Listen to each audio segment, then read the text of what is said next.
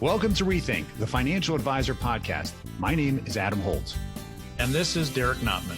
We are your hosts, both veteran advisors and fintech CEOs who challenge the status quo, question everything, and have fun doing it. Hear honest commentary on the challenges facing advisors today. And be part of a community where we can all rethink the profession. Now on to our episode. Adam, why are you an alumni of the American College of Financial Services? Because that's where I got my CFP, and that's where every mentor and peer I ever knew went to go get their financial education. Actually, they're right here in Philadelphia. Why do you? That's right. They're in your backyard, aren't they? Yeah, that was like, it was literally like hallowed ground where I remember going.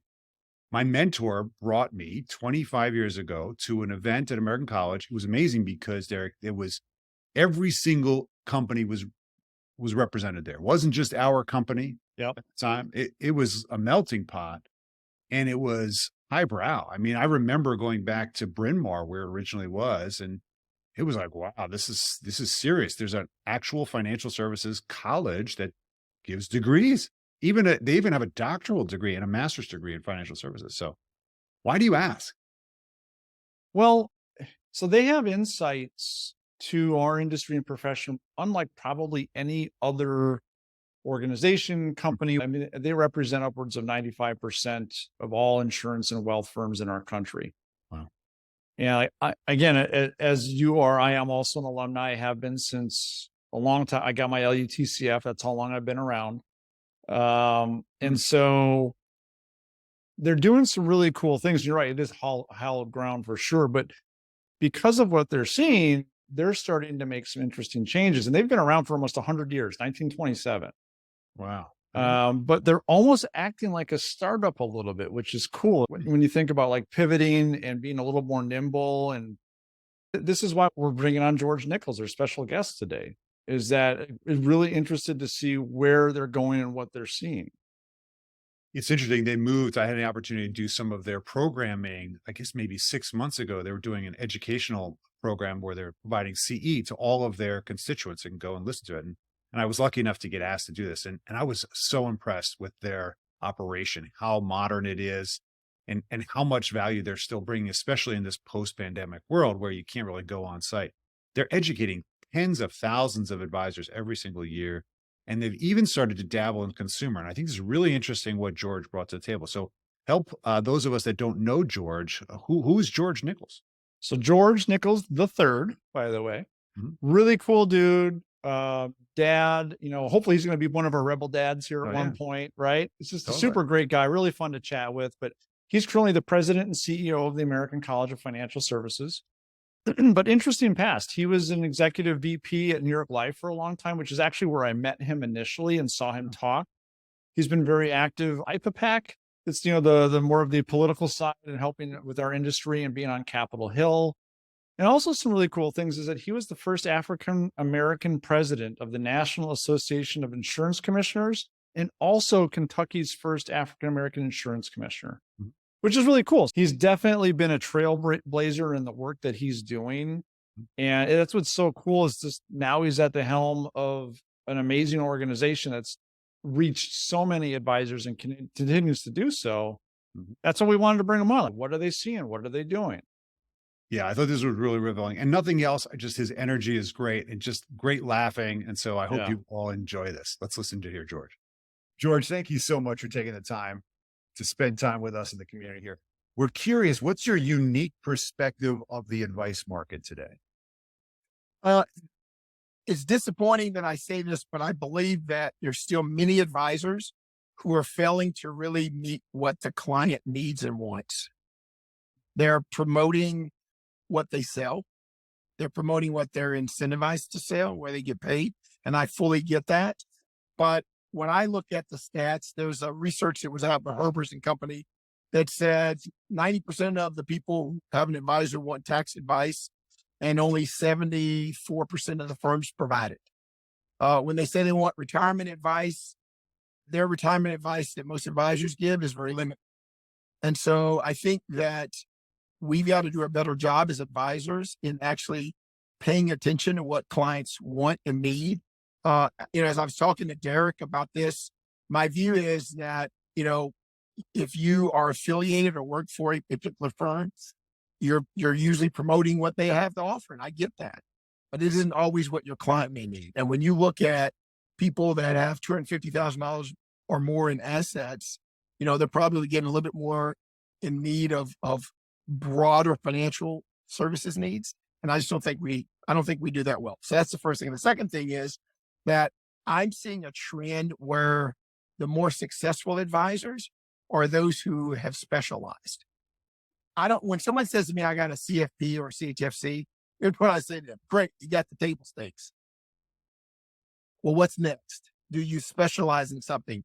Because everybody's worried about retirement. Do you specialize in that? Everybody's worried about estate planning.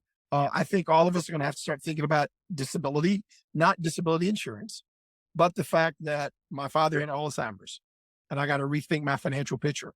If something happens to one of my kids, those things are going to change the way mental health is going to drive that. So when I start looking at this, it's like, can we really understand what our clients need? And then our advisors, I think, are going to be more successful if they specialize in something on top of being able to offer the comprehensive financial planning. And then the third would be, how good are you at participating or building a team? Because even whether you specialize or not, none of us know everything. And you serve your client better if you can bring people to the table that you trust, that they can trust through you, and they can get all the other needs. With the fact that my father did have Alzheimer's, we then had to go get an attorney that specialized in that to come in. Was it the right person that fit my personality? And I spent more time on that because I had to worry about what happens if I die before my father. So you've got to be able to build a team or be a part of a team when you're really thinking about meeting what a client's needs are. Thank you, George. It's really interesting given that, you've had a really interesting career and, have had a lot of experience. And now, in your role at the American College, I think you said you guys have relationships with about maybe 95% of the advisor community nationally. So knowing that in your perspective, what would you say is an upcoming challenge or maybe a missing opportunity that advisors simply aren't addressing? In addition to some of the things you just said, maybe there's one you just want to elaborate on a little bit more. Yeah. Well, actually, there is one that I think the advisor community is, first of all, I got to believe they know. So, someone's going to hear this and say, duh, but I'm going to say it anyway, because when I talk to people, some of them start writing it down as if it's something new, which scares me. I think it's this transfer of wealth. So here's the numbers. There's going to be about 30 trillion with a T dollars transferred to women by 2030. $30 trillion, which now is getting close to the US GDP. $30 trillion is going to be under the control of women. There's another stat that says most women change advisors, 80% of them change advisors in the first year because you've disregarded them in the relationship because you talked to the husband, or you disregarded them, or you wanted to help them and tell them what they didn't know. But now imagine that $30 trillion that is under your control today because you're dealing with George and you've been disrespectful to CJ. And that money's going to move. And for the firms that have figured that out and in saying, how do you sell and take care of women, but do we understand what women need and how is it different than how we've served previously? That's a different question. Then I think they're going to be successful. So I'm blown away when I say that, and they're like, well, I didn't know that number, but that's real. And it's a short period of time. We talk about way out in the future. Well, now let's talk about into the future. In the next 20 years, we're going to transfer another $20, $30 trillion to millennials because I'm going to die. So my three adult kids are going to do well financially because of what we transfer as we die. Well, my kids have a different expectation than what I had at their age. They're also going to have a lot of money at their age versus what I had. And, everybody said, well, I got to go hire next gen advisors. No, this is not about next gen advisors. This is about, have you really begun to understand who your clients are? What is the nuances and uniqueness of those clients? And then how are you going to serve them? And, so that's the first thing I struggle with, that no one is paying attention to all this money movement that's getting ready to happen. Everybody was excited about the money movement that's going to go because people are retiring, but there's a bigger one that's coming down the path. And then the last part of this that I think I struggle with is that, and I'll get in this, I want to get this in a little bit later, but my kids grew up in a different environment. Rich white kids grew up in a different environment. And so eventually this, whatever you want to call it, DE&I, wokeism, call it whatever the hell you want. Okay. These folks grew up differently. They're less segregated. They're more integrated with each other. They are willing to accept gays and lesbians that are around them. They're willing to accept transgenders. And so the whole culture of what we're thinking about, which has been traditional in a male-dominated environment of how money is, that is getting ready to change. And I just think companies have to change. And where I have companies that say, well, we do really good recruiting women. Well, my next question is, well, how many of them in leadership? Then the number gets really small. I'm like, well, then don't really tell me you're ready. That would be my response. That's a great point. So many of us who have been in practice for a good number of years, I'm 25 years myself, and, trying to rethink whether we're doing the right things. And of course, struggling because so much of the existing business and revenue associated with has been from what we did in the past. And you can always do, and you keep doing what you always do to get what you always got. And that is really, I think we're finally faced with a question that actually might not be true coming down the pike. And certainly as our boomer clients who have a lot of the capital moving. I'm curious what, you're actually running a massive organization that has so many influences into the outlook of advisors and certainly educational programs you continue to develop at American College. What are the action steps you think that we should recommend taking now or for us to rethink? Yeah. Well, I think, so let's start with our ability to recruit and retain, because, when I look at most recent statistics, we're still saying that financial services advisor is a growing field. That's a good thing. So, and when you look at the average age, which is probably 53, 54, somewhere in there, you're going to get people eventually over the next 5 to 10 years going to retire and transition out. So there's all these openings and opportunities, and that's great. But I think we're going to have to think about the commission and incentive structure, because, I think my kids would do great in sales, and they're like, wait a minute, Dad. So how does this work? And how am I going to get paid? Okay. And, oh, Dad, I just want you to know I can get this job done here making 60 starting and 70 starting. And I don't have to do all that. I don't have to get used to I don't have to get into that. And so I think that we're going to have to, we've been saying it for years that we got to rethink the commission structure and the fee structure, but we really haven't. And I think we're going to have to with the new groups coming through. So I think that's probably the first thing that I would say. And I think that in addition to the incentive structure, I think we have to, it's almost like we have to lay out what your life is like as a certain type of advisor. It's your life work. Well, what is it if I'm just I'm in the insurance space, or I'm in the investment space, or I'm in a mutual fund space, or I really want to be broad and I'm doing wealth management? What does that advisor model look like so that I can say, I want to be an advisor? Which one of those fits me? Which one fits my personality?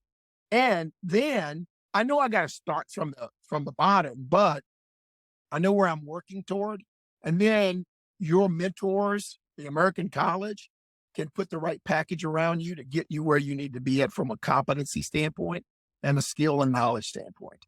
So I think that's that's another one that I think is really important. And if we don't do those two things, I think, we're going to have actually a harder time recruiting and retaining. Right now, our hard part about recruiting and retaining is we find them and we can't keep them. Mm-hmm. Well, okay. If we're able to find, well, now we got to work on keeping them. Okay. And it's a better deal than they're not really understanding this and they don't even look our way. And I also believe that if we do that well, Derek was sharing with me what he used to do and what he does now. I actually think what he does now, he's going to be better at because of what he went through when he was on the other side as an advisor, because it's still adjacency to what he's doing.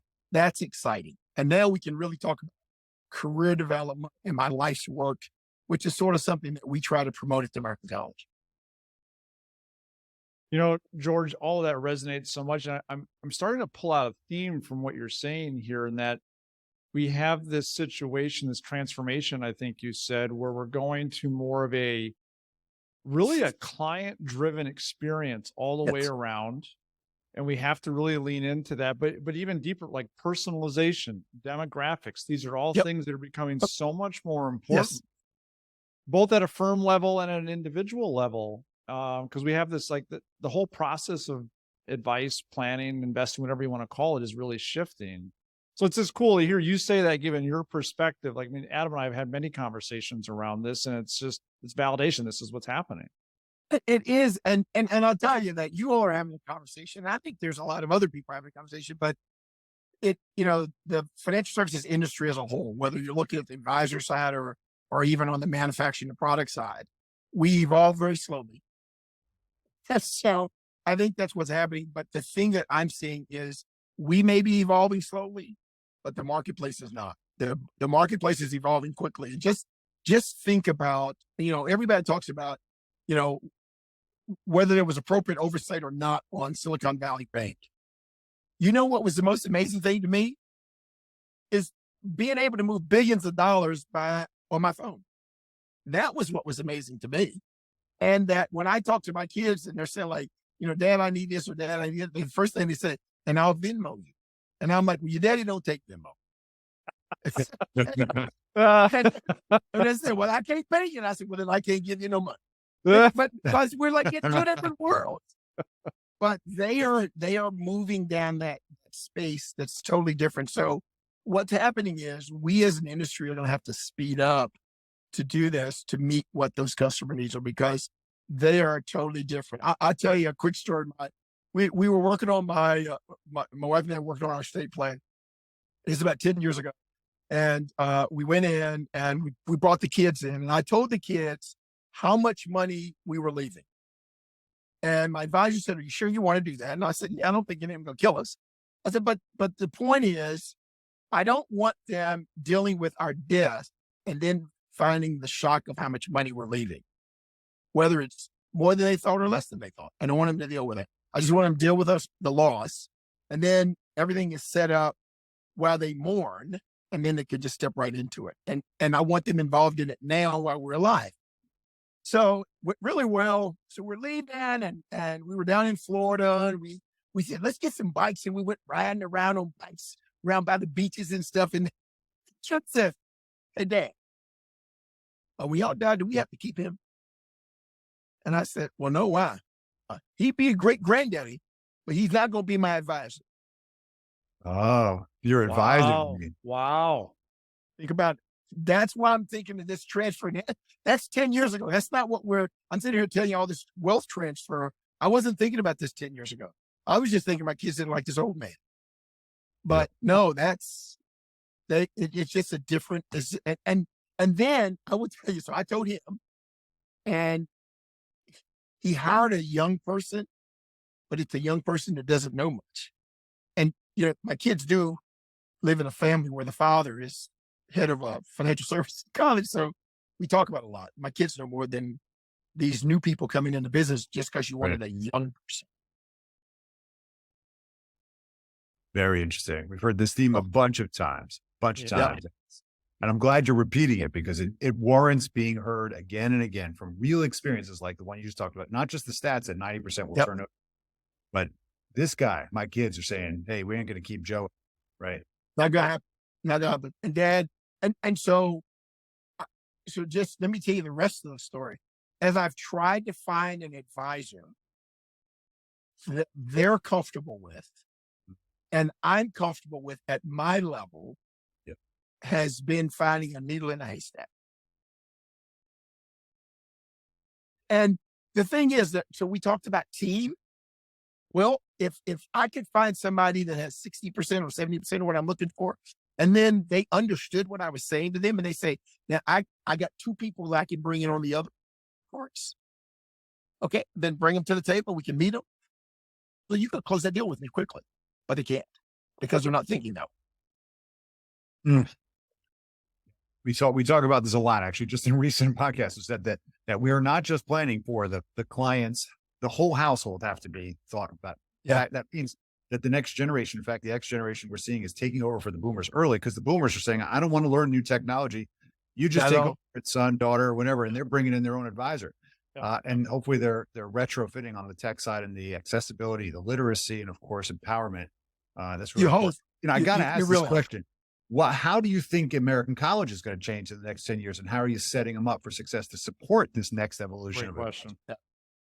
That is an excellent question. For us, we are actually shifting more to focus on what we think the client wants and needs. So I can teach you all day long, all the sophisticated technical knowledge you need to know to be an effective and compliant financial advisor. We have programs that are focused on helping you in the specialization. One, getting you the table stakes of comprehensive financial planning, and then any specialization that you want. And our goal is to add, as we go down the future, how to build and participate in teaming, how to truly address behavioral finance issues, how to address incorporating technology as a tool, which is all it is in your relationship with your clients. But because of this, I work for a firm and this is what they push for me to sell and market. We've decided we'd rather go and now do more in the consumer space and understand what is the consumer. I want to understand what those women who are getting ready to receive $30 trillion, what is it they're looking for? Mm-hmm. What do they say they want? Not just in how to address my financial transactions, but are there other things that they would want that are important in the concept of this? That's where I want us to go. That's where we're trying to move into into the consumer space, because it used to be Derek and I worked at the same company. And so here was the view. If you wanted to know about the policyholder consumer, you had to ask the advisor. Okay. Because they are the only ones that knew, because it was their client. Okay. Yeah. I remember it well. Well, now that same firm is saying no, I really need to go ask them just to make sure I'm getting it right. Now, but that's a slow process. And most of us do research on how do I sell what I sell? Well, I'm not trying to do that. I'm agnostic on what all that is. I want to know what is it they need. And when I think about, let's just take retirement. Most advisors never have a discussion with you about your health and wellness when they talk about your retirement strategy. They talk about aggregation of the money and then what we're going to do in the distribution. Oh, my God, George got hurt on the job. George's in a wheelchair. Well, I feel really good. I got a lot of money. But, why did you get hurt on the job? Well, I like playing on the job, like drinking on the job, and like doing a whole bunch of other stuff. Okay. Well, part of that is like a discussion about my wellness. Because you're saying I'm going to do all this for you, but what is it you want to do? And then saying and how are you going about doing that? That goes beyond the financial. Now, there may be some clients that say, I don't want to tell you all that. I get that. But in most cases, if you started in your relationship with me by saying, okay, George, tell me what it is you want to get to, and then let's talk about why you want to do it. Okay. There are people out there that all they want is money. I got it. And they just figured out, how can you give me the next dollar? The majority of the people have a why in their life. And you need to find that out, because once you get there and you're helping them achieve that, you now have a client forever. Man, that was a great conversation, Adam. And something that really resonated with me towards the end there is when George talked about how most people have a why in their life, a why behind their money and what they want to do with it, now and in the future. And that's so powerful. Not everybody. Some people just want an extra buck, like he talked about, but most people have the why. And I think advisors paying attention to that, to have deeper conversations, to understand that why, man, that's going to be so successful. But man, it's just part of a much greater conversation that we just had with him. It's a great point. And so many of us in the advice community haven't been taught to ask that question. We're seeing it more thematically come up in newer training programs or coaching programs, or behavioral finance, as has been kind of breaking out as a new theme.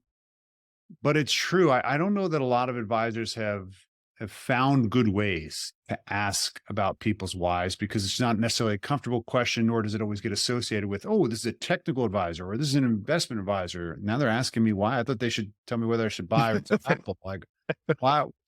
What do you mean my why? I want to make money, right? But I think this is really a theme that's coming up more and more. Really, really great conversation from him. And of course, given the accolades of what he's achieved, it's pretty impressive. So thanks, George, for the time on that. What are the kind of takeaways? What can we debate about what he talked about?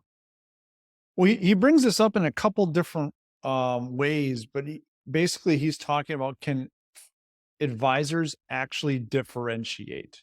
He talked about, that CFP, CHFC, CLU. I mean, there's a ton of designations now available through the American College and even others.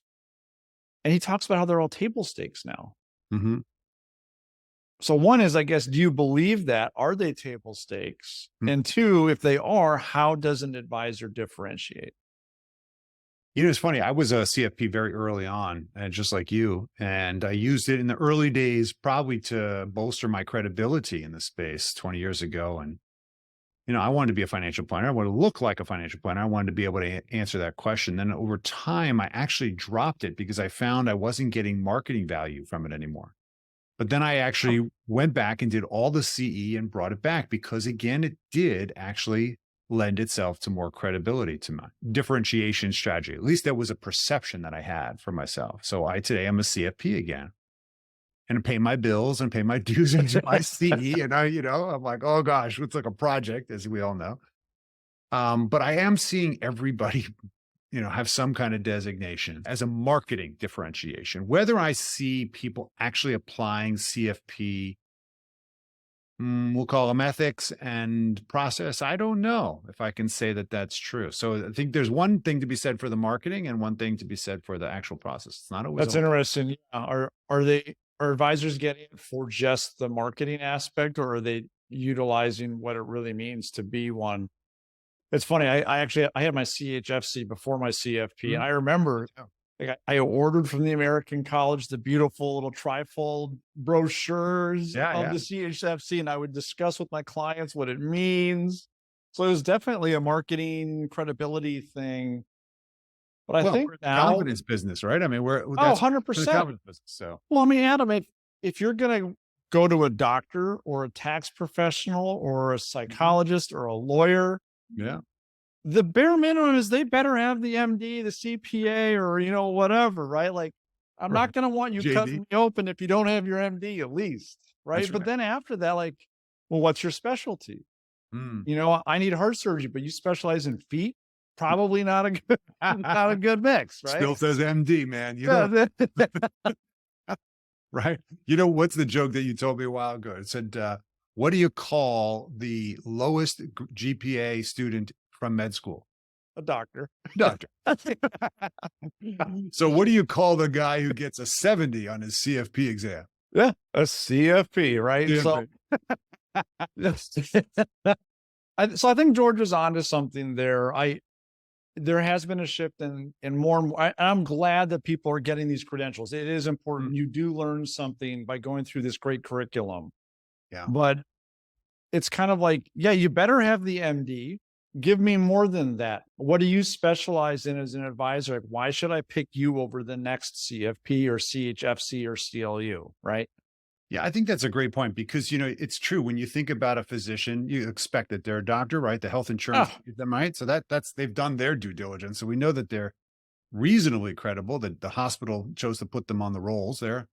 But you're right. I think when you need a specialist, and it's funny, Kitts has talked about this a bunch of years ago. He said, when you need a specialist, you look for the best specialist that you can get access to, right? Yep. You want a plumber, you're like, you ask your neighbor, who's a local plumber that's not going to take advantage of me.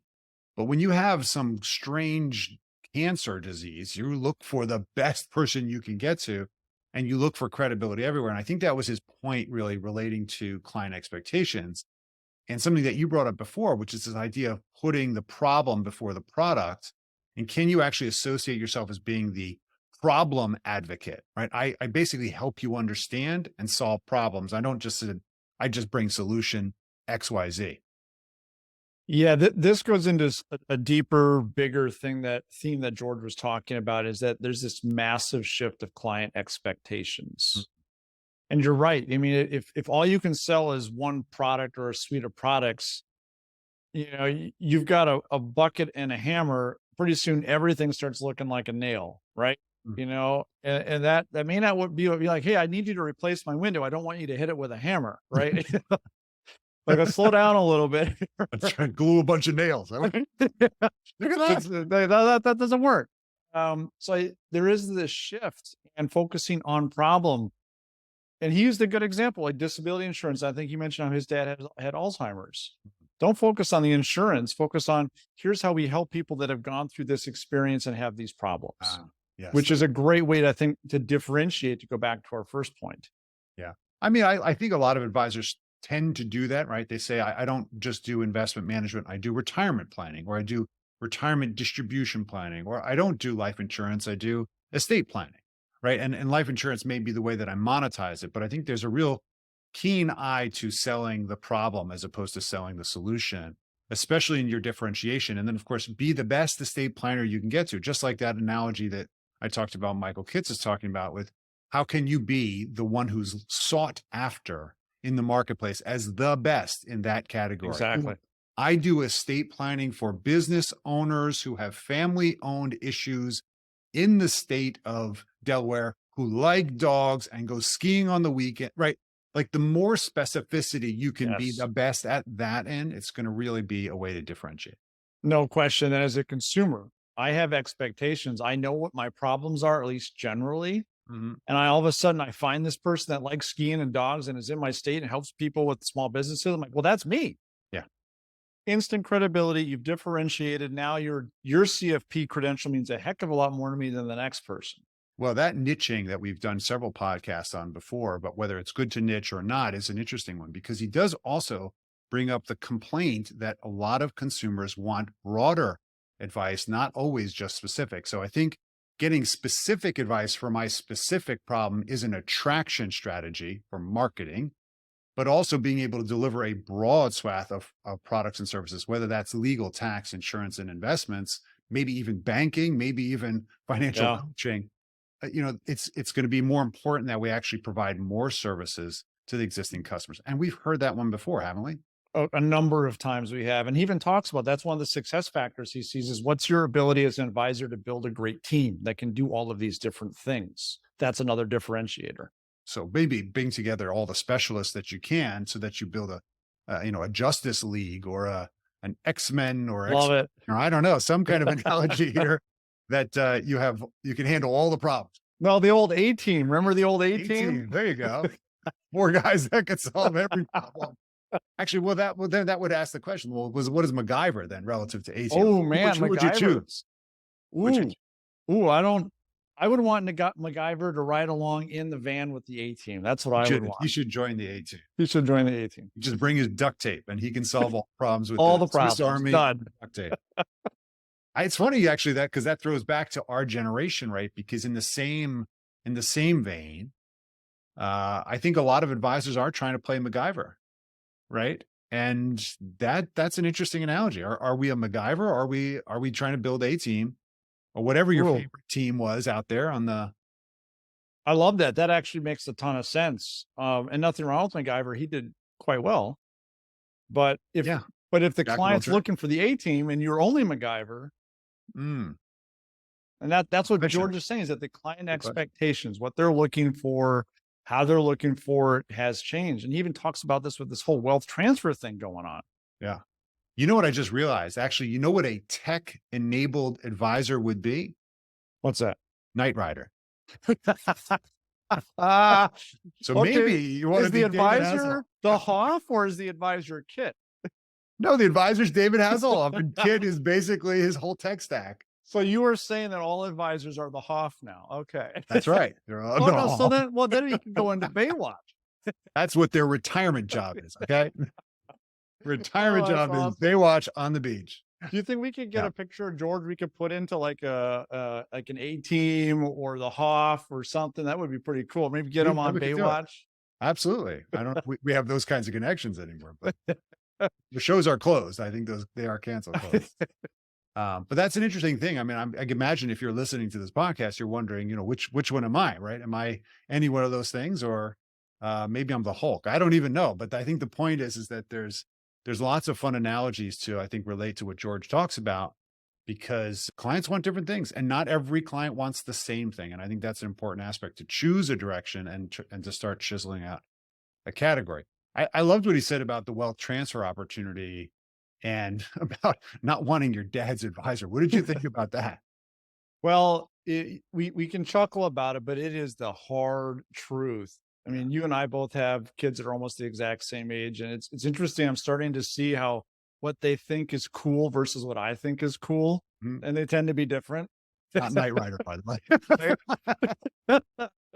He's right. And we do have this massive wealth transfer. He was talking about this lack of engaging as part of this wealth transfer conversation. Mm-hmm. And that, what do you say, 80% of females that inherit the wealth will change advisors within 1 year because that existing advisor never gave two craps about them. Right.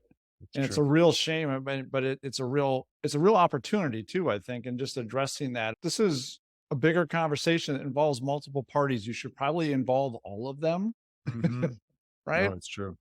We've mentioned it a couple of times that the adult children of many of our boomer clients that are getting older, that will likely be left to us as the non-CFO spouse who we didn't have the same level of relationship with, are likely to be brought in. Those kids are going to likely be brought in, and they bring their own attitudes, expectations of performance and fees and deliver experience, tech and all those things. And we need to start recognizing that, although I think everybody's been talking about the great wealth transfer for now 10 years and saying, well, hasn't it happened? These boomers are living forever, right? They're all going to be in long-term care. And maybe they're going to spend all their money, but we all know that for the most part, there's an enormous amount of wealth out there, and there's a transfer there. And so the question is, can we get involved now in bringing not only the underengaged spouse into the story, but maybe even their children? I think this is going to be an important aspect, because I don't think that the successor client, that means usually the surviving partner, is going to be choosing their advisor. I think their children are, because they're likely going to be the executors, executrixes, and they're going to probably have to make the decisions for, mom in her older age, or dad in his older age. And I think that that's going to be important for advisors to pay attention to this now. Oh yeah. I mean, think about that. Dad passes away. Kids are chatting with mom. Hey mom, what did you think about your existing advisor? Oh, I don't even remember his name. He never talked to me. Kids are like, oh, and he sends you all this paper and it's really hard to work with them. What's he charging you, by the way, Derek? Yeah. And what's he charging you? Oh, I don't know. He never told me. Oh, I'm gone. Like the kids are like, hey mom, we got you. We're going to help you. We know what we can do. We're going to help you get someone. I mean, that's the kind of conversation that's going to happen like millions of times. It is. And for those people that are buying practices, because we know there's a lot of ex-gen advisors buying practices from, let's say, retiring advisors. And guess who their clients are? The relationship currency is all with those older individuals that may not want to change in retirement, right? They're going to be deathly afraid of changing their advisor. So the argument is that asset will be sticky unless now there's no relationship with mom, and the kid is like, hey, what you haven't talked to that new guy that took over for Joe, dad's best friend advisor they went golfing with? Think about it. If you care at all about the succession value, this is time. We need to start building those bridges right now to next gen and communicating with the underengaged spouse. I think that's really big of George to pick up. And as we're talking about table stakes, you got to do this just because it makes sense. Now, I was curious how American College is actually moving towards more client empowerment on financial literacy, taking their big machine that they've created on financial wellness and literacy and education and actually redirecting it to helping consumers who want to get educated. I thought that was really interesting. It's really cool. They have so much experience and knowledge and reach. Why not go direct to consumer, almost like an introductory financial literacy type. I mean, it's so brilliant. Everyone wins with something like this, and they have the powerhouse of people and content to do it.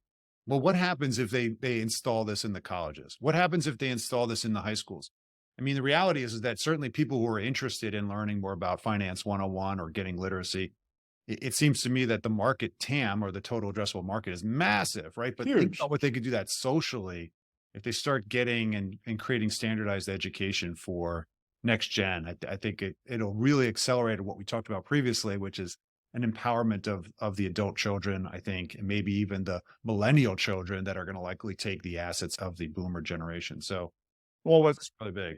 What's cool on this is that now the consumer has a trusted resource that's educated them and empowered them. A lot of the next question will naturally be, well, now I need help to do this Roth IRA, or now I need help to get my life insurance. Hey, American College, who do you recommend? Great point. Okay. Right? And they have, I think what they have, 200,000-ish alumni now in their network. It's huge. I'm one of them, just like you. Oh, yeah. I got my LUTCF with them. That's how long I've been with them. No, okay. I didn't know you had that. Now you're incredible. How many designations do you have, Derek? CFP, CHFC, CLU, LUTCF. No kidding. How about you? A, B, C, D. I do have my CFP, I have CHFC, HLP, which is from Columbia, and I've done other certificate programs, but I stopped on the alphabet soup, especially when they were getting smaller and smaller and obscure. But that's really cool. See, who knew that you were so much more educated than me? I never would have known that. Never would have known. Never known. Definitely not by looking at me. And I got age on you too.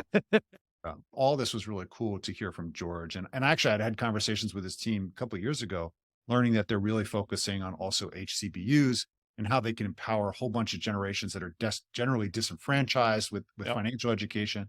And there's huge issues, obviously, that many of us are completely unaware in terms of social implications of wealth creation. And I think it's great that they're doing that. So really just hats off to George and the whole team there. I'm really curious. We talked about so many different aspects of what the college is doing, Derek. And I know you have a huge project that you're working on to try to solve a lot of these problems. How does that relate? And what are you guys doing together? Well, so we're really excited about this, Adam. Couplr is all about going upstream in the human relationship experience and connecting people for the right reasons at the right time and place. And long story short, we've built a really great relationship with the American College to the point now where we are launching this month our partnership, where we will be powering what they call their Your Advisor Guide experience to help consumers get matched with the right financial advisor for them. We're just so excited because I couldn't ask for a better partner. They're huge. Clearly, we're aligned. I mean, look at everything we talked about today. Yeah. So just really excited. Like, that's launching as we speak, and good things to come for sure. What is that? That's interesting. So I actually don't know this. So what does that mean for the advisor community or the customer? What's that going to do? So as you said, I mean, the American College does have a consumer facing experience already called Your Advisor Guide. Mm-hmm. And clearly they're doing stuff with more financial literacy. They're going more direct to consumer. And those people, we know a percentage of them are going to need help. Well, look at the American College. They have tens of thousands, if not hundreds of thousands of advisors in their network. Mm-hmm. And now they're going to be able to use Couplr to match those consumers with their network of advisors based upon these different client experience and expectations and demographics and all of these human elements, we call them. Mm-hmm. We're going to be powering that experience. I mean, how cool is that? So my analogy of as a consumer, I can find the advisor who's credible from American College, who does work in the estate planning for small business owners who likes dogs and goes skiing on the weekend. Bingo. Wow. All you have to do as an advisor is opt in. Super easy to do as part of the, your existing experience with them. Great Really alignment. exciting. Yeah. If I want to find the right advisor for me based upon what I care about, shared interest is a huge one, because we all know if I don't love the advisor, I don't feel like they really understand me, or they don't understand. Let's say we love music. I guess you could say I love music and I like this kind of personality. I don't want to be bullied around, and I want to pay fee only, right? Are you saying that I'm going to get that capacity?